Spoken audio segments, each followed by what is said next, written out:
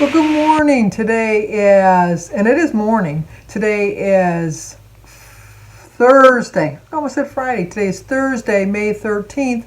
And Debbie Billman, I sang to you yesterday, but you showed up on my calendar again today. So I looked at 2020, and you were only on here today. So I don't know how you got here for 2021 both days. But let me know in the comments below when your actual birthday was. But that doesn't mean I'm not going to sing to you again, just in case today is your real actual birthday. Happy birthday to you. Happy birthday to you. Happy birthday, dear Debbie. Happy birthday to you. Cha-cha-cha. I keep looking at my mouth. It looks so weird. It looks like I got a mustache.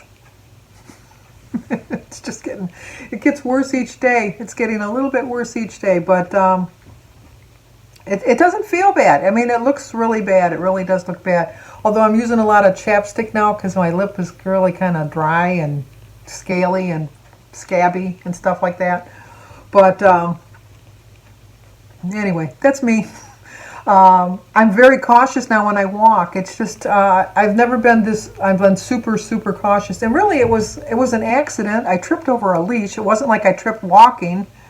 But now I'm always conscious of every step I'm taking, and I don't like it. I don't know. I think it's just because it's so fresh in my mind. And then it feels more swollen today, although I think it looks like it's coming down. I don't know. It just it feels more swollen, but thankfully it doesn't hurt. That's the main thing. Is at least it doesn't hurt. But I went shopping with Denise earlier today because it's just before noon, but we went early. We went to Kroger's. We didn't walk today. I think she's afraid to walk with me. I really think she's afraid to walk with me. I asked her, I said, "Are you afraid to walk with me?" I said, "We can bring both dogs. I know what I got to look out for. I got to look out for Missy, her little puppy. I don't have to worry about Piper. I have to worry about Missy." And she says, No, it's not that. It's just I haven't felt like walking. And I have to tell you, I don't feel like walking this week either. I'm just taking a week off from walking, and I'm going to start back up on Monday because next week's supposed to be beautiful. It's supposed to be in the 70s. But it reminded me of a story. My sister Mary actually reminded me of the story when I was teasing Denise about, I was glad I had a witness because I could sue. My Aunt Agnes, who was my godmother, her famous line whenever she'd see you was, she'd say, sue you later. I'll sue you later. Sue you. And she'd always say that as a joke. She would, she would never sue you, I had thought. But I was renting a house from the church in Detroit, and I had lived there 10 years. I love that house. It was so convenient. It was so perfect. It was the perfect size. It was it was right next door to the school. I could look out the window and see Jimmy misbehaving. Because I always got a note from Jimmy. I love Jimmy. I really love Jimmy. But you know what? He really kept me on my toes. I have to tell you, he really kept me on my toes. And I'm surprised I had more children.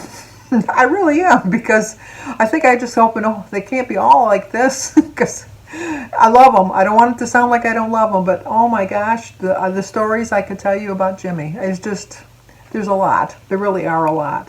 But I could look out and see him in his second grade and fourth grade classes when he was in the first floor. And then I could see out my living room window. I could look out my living room window and see him in his fourth grade class. And I could look out my kitchen window and see him in my second grade class. But then when he got older, I could look out the window upstairs and see him either in the 6th grade or the 8th grade class, depending on what window I looked out. Well, there's only one window to look out, but how I could look, I could see him. He was Jimmy. That's all I can tell you. He was Jimmy. But I love him, and I always loved him. I'll be right back. Well, I can't say good morning anymore because now it's good afternoon. You would have never known I was with Denise most of the morning because we were on the phone for almost a half an hour. But anyway, so I was telling you about my Aunt Agnes. So we had rented this church, a house from the church, and so obviously they were the landlords. And my porch was really small. It was like you took one step to get up to the porch, and the porch was, maybe 3 by 3, if that. I mean, it was like just enough to step on the porch and get into the house. It was all it was.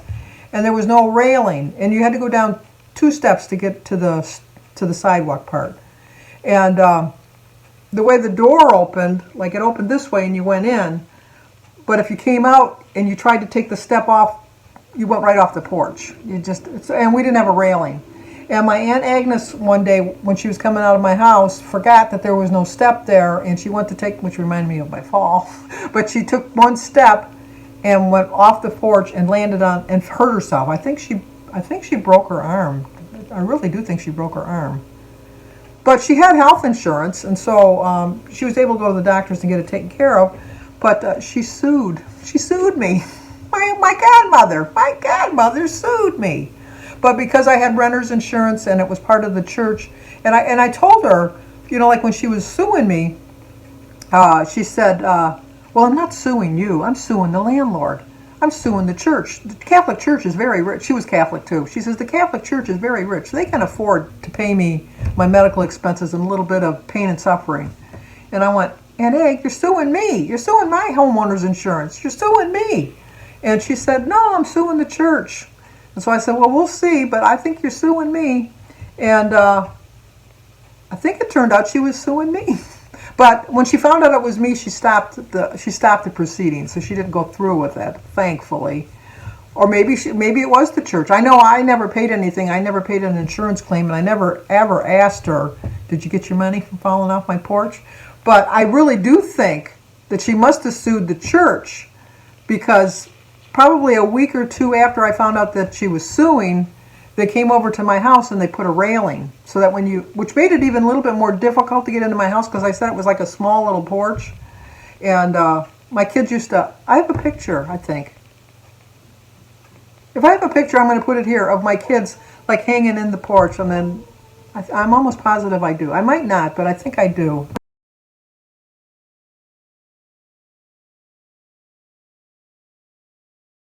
I'll have to look for it. But if I do, I'll have shown you the picture by now of them. And they used to love to sit in there and hold on to the bars and put their head through the bar. It was big enough that they could put their head through the bar and not get stuck. Another thing that Jimmy did, now that I'm thinking about it, is no, it wasn't Jimmy. Was it Jimmy? No, it wouldn't have been Jimmy. I'm trying to think. No, it couldn't have been Jimmy. It must have been Danny. When we moved into our new house, somehow put their head through the railing of the going up the stairs. Might have been Danny. I had my issues with my children, let me tell you. They kept me hopping, let me say. But for some reason he was holding onto the things, maybe because they were so used to the other house that because Danny, it probably was Danny, because he would have been about 8 or 9. I think it would have been Danny. Could have even been Christy. No, it was a boy, so it had to have been Danny. Put his head through the railing going upstairs, and we had to take the railing up, cut the railing to get it out, because it was a metal.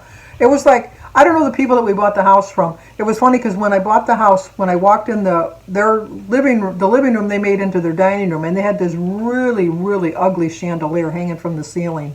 And when I brought my family over to see the house when we moved in, and I told them, I said, that's the first thing to go, that chandelier. And I said, the second thing is this railing, because the railing that they had to go up the stairs was a wrought iron railing, like you would put outside on your porch.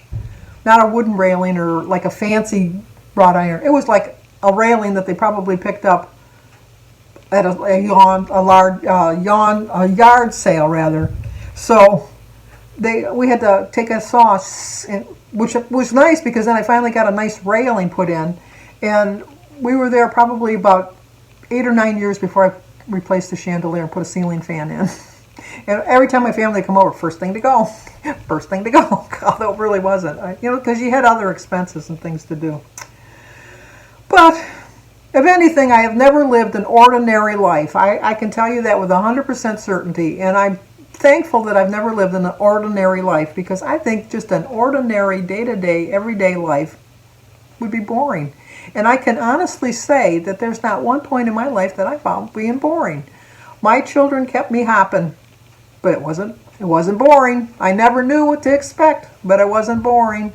And I'm really finding that even with my diet here, or Weight Watchers that I've been on for 4 or 5 years now, was it almost 4.5 years, I don't find it boring. I'm always finding different choices that I can make, and I can stay on plan. And I And I just got to remind myself that if I want to be successful, I have to be consistent. Consistent, that's the word.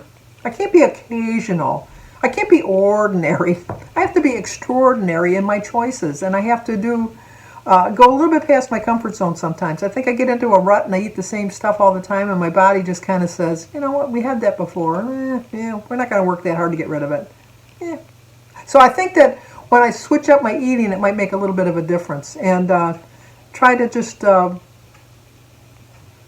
things a little bit more consistently, because like I said, when I first started, I was very consistent. I was so on plan. And Kim, I'm talking to you right now, because Kim was saying, like at the beginning, she was like losing, no matter what she ate, she'd lose weight. She'd do this, she'd do that. She's, that was like 50 pounds ago, and I could do what I want. Well, you know what? When I was 80 pounds higher in weight than I am right now, I could do the same thing. My weight came off so much. It was because your body didn't require as many calories as we were consuming. And the closer we're getting to our goal weights, although I have a little ways to go still. I still have a ways to go.